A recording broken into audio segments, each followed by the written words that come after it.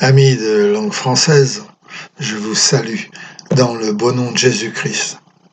Et j'en profite pour vous souhaiter une bonne année et une bonne santé meilleure que celle que j'ai pour l'instant parce que depuis le jour d'avant Noël, j'ai été très grippé et je me suis retrouvé au lit et aujourd'hui ça va un petit peu mieux mais évidemment j'ai perdu plus ou moins ma voix. Enfin, ça fait rien. Entre nous maintenant, nous partageons 2 Corinthiens chapitre 13, verset 11. Voici ce que nous y lisons. Au reste, frères, soyez dans la joie, perfectionnez-vous, consolez-vous, ayez un même sentiment, vivez en paix, et le Dieu d'amour et de paix sera avec vous. Saluez-vous les uns et les autres par un saint baiser.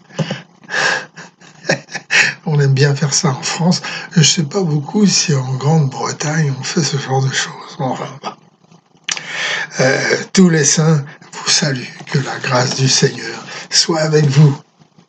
Pendant cette nouvelle année, c'est très important. Alors, lorsque Dieu a créé le monde, la plus grande force qu'il a utilisée fut l'amour.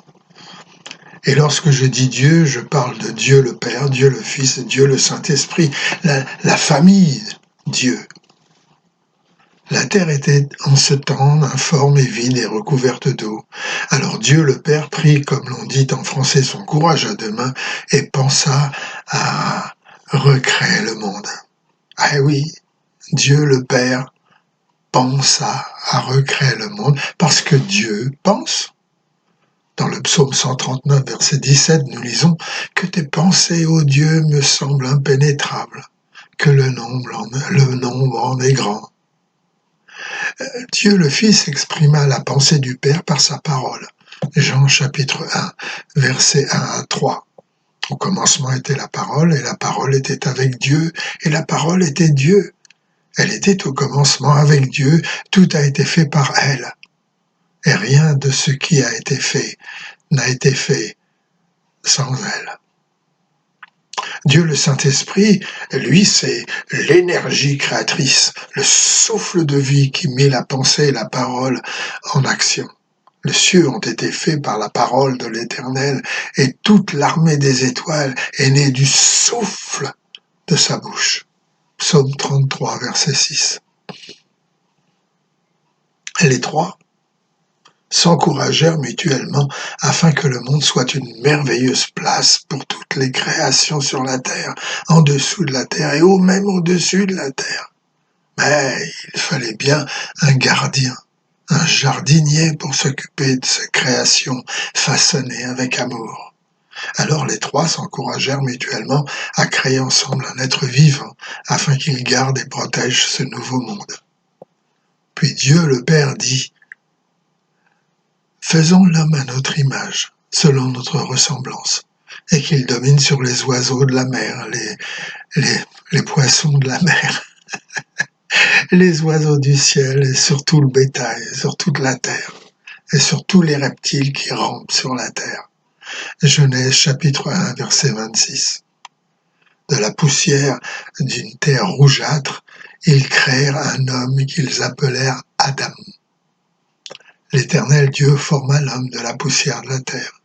Il souffla dans ses narines un souffle de vie, et l'homme devint un être vivant. Genèse chapitre 2, verset 7.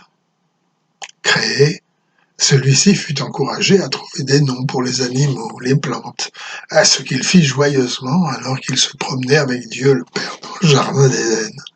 Genèse chapitre 2, verset 19 à verset 20. L'Éternel Dieu forma de la terre tous les animaux des champs, tous les oiseaux du ciel, et les fit venir vers l'homme pour voir comment il les appellerait, et afin que tout être vivant portât le nom que l'homme lui donnerait. Et l'homme donna des noms à tout le bétail, aux oiseaux du ciel, à tous les animaux des champs, mais pour l'homme il ne trouva point d'aide semblable à lui. Genèse chapitre 2, verset 19 à verset 20. Adam était bien seul à s'occuper de ce jardin. Alors, afin de l'encourager, Dieu le Père, le Fils et le Saint-Esprit créèrent celle qui devint la femme d'Adam. Et Ève fut créée d'une des côtes d'Adam, l'un encourageant et aimant l'autre. Genèse 2, 21 à 22. Vous voyez, lorsque nous lisons la Bible, très vite, nous apprenons que dans la création, il y a ce besoin d'aimer, d'être aimé, de s'encourager mutuellement. Vous ne me croyez pas? Ben, regardez votre chien, par exemple, qui remue sa queue avec vigueur et saute de joie lorsque vous rentrez le soir du travail. Et vous de le caresser et de jouer avec lui. Beaucoup d'autres animaux agissent de la même manière, aimez-les et entourez, et en retour, ils vous aimeront. C'est la même chose avec les plantes. Les plantes? Ah oui, les plantes.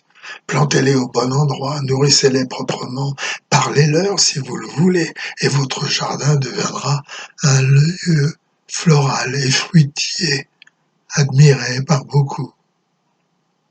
Encouragez la création, et la création vous le rendra au centuple. Romains chapitre 8, verset 19. Mes amis, ce que j'essaie de dire est ceci, nous vivons dans une époque où nous avons besoin d'être encouragés, quelle que soit notre vigueur ou nos dispositions à travailler, au travail, à l'école et même en vacances.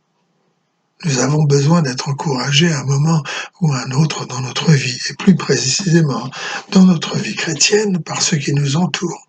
Et nous aussi, en retour, nous sommes appelés à encourager autrui. Mais le contraste est choquant, amer, troublant et même décevant lorsque nous réalisons que peu de personnes savent vraiment encourager dans nos églises et même à l'armée du salut les uns les autres. Nous devons donc rendre gloire à Dieu pour ceux qui, à son image, savent encourager et aussi prier pour que l'action puissante de Dieu puisse agir dans la vie de ceux et celles de son peuple qui ne savent pas encourager. Nous devons tous être une armée faite de soldats qui savent encourager. Que le Seigneur fasse de nous des instruments d'encouragement pour tout son peuple. Nous en avons vraiment besoin.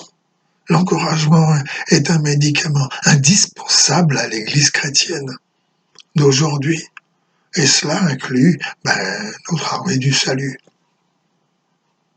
Voilà pourquoi nous aimons chanter. La lutte suprême nous appelle tous et Jésus lui-même marche devant nous. Que sa vue enflamme tous ses combattants et soutienne l'âme des plus hésitants. Du Christ, la bannière se déploie au vent.